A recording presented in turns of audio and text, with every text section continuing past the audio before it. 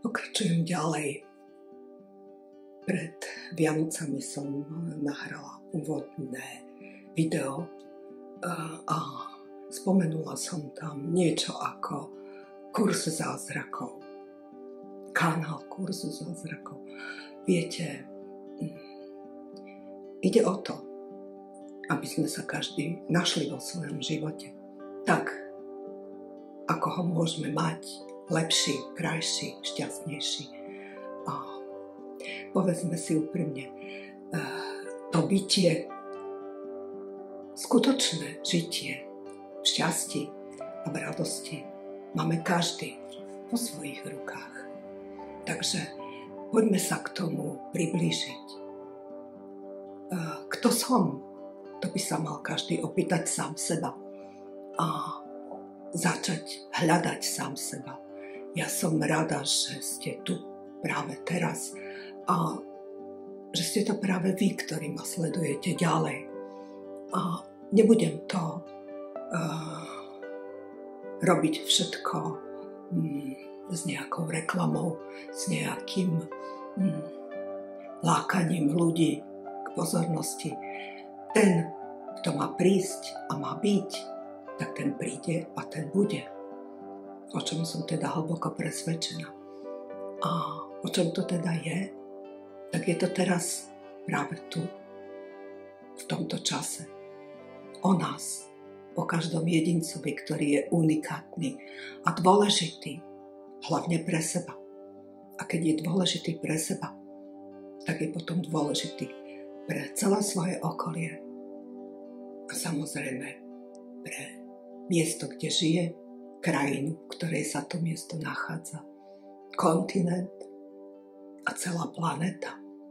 A tá planéta, to je náš domov. A mali by sme si ju vážiť, pretože ona nám ten život dáva a umožňuje. A už dávno som sa stretla s tým, že planéta Zem je unikátne miesto v celom vesmíre, kde sa dá prežiť pojem a zážitok zvaný láska.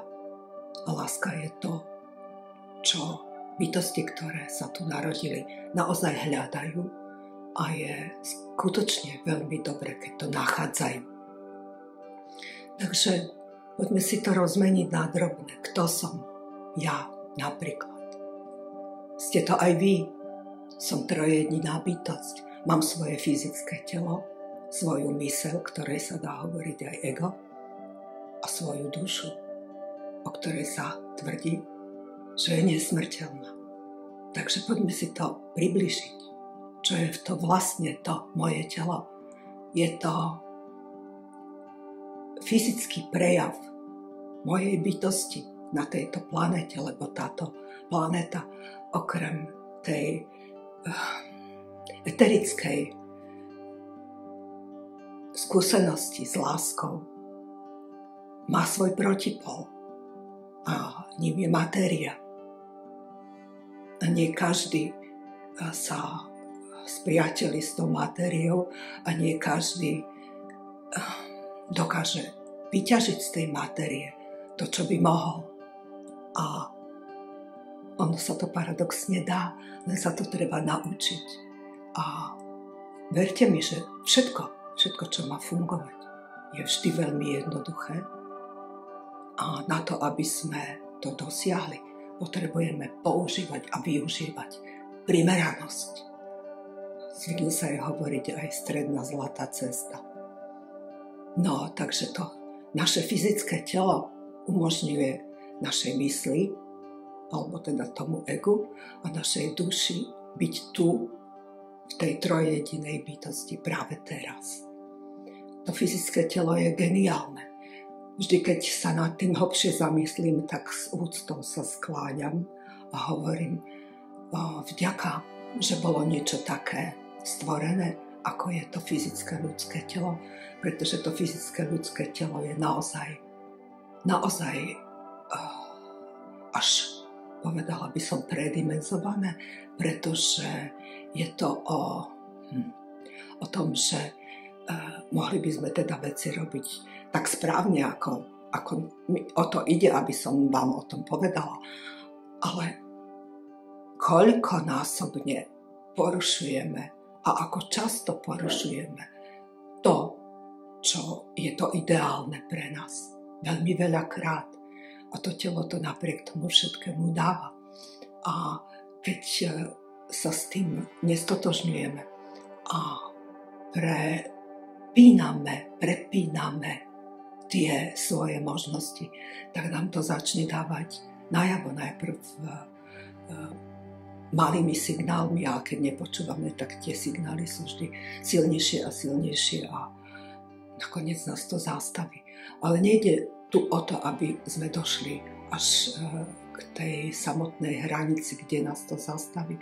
Bolo by lepšie, keby sme to dokázali spraviť po tej ceste, po ktorej ideme, tak najlepšie a v ten pravý čas, keď to príde.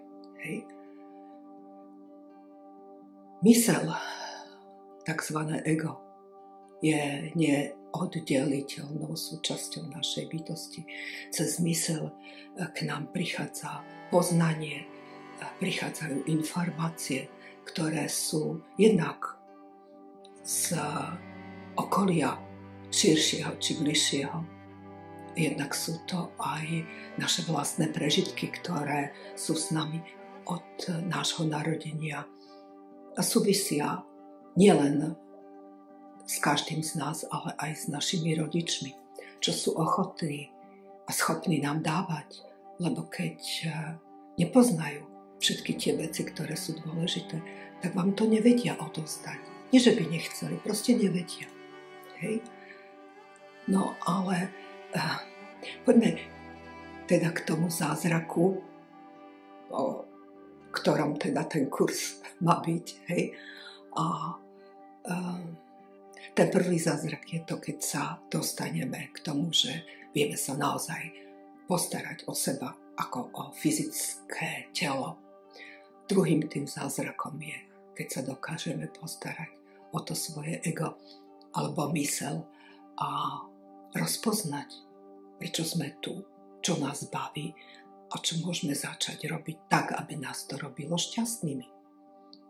A naozaj vyhľadanie a pohľadanie toho, čo mňa robí a naplňa šťastím, nie je také jednoduché.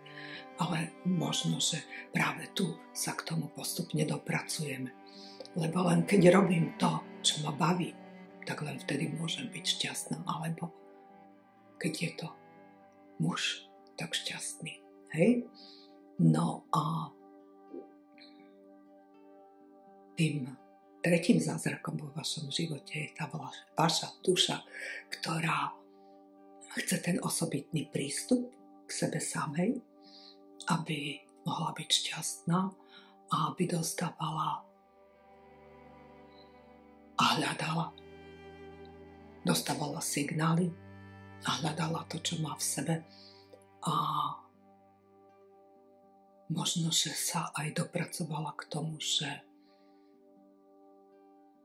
Bože, veď toto poznám, ale predsa veď ja som tu nikdy nebola. A tomu sa hovorí, má to tak špeciálny výraz, že déjà vu.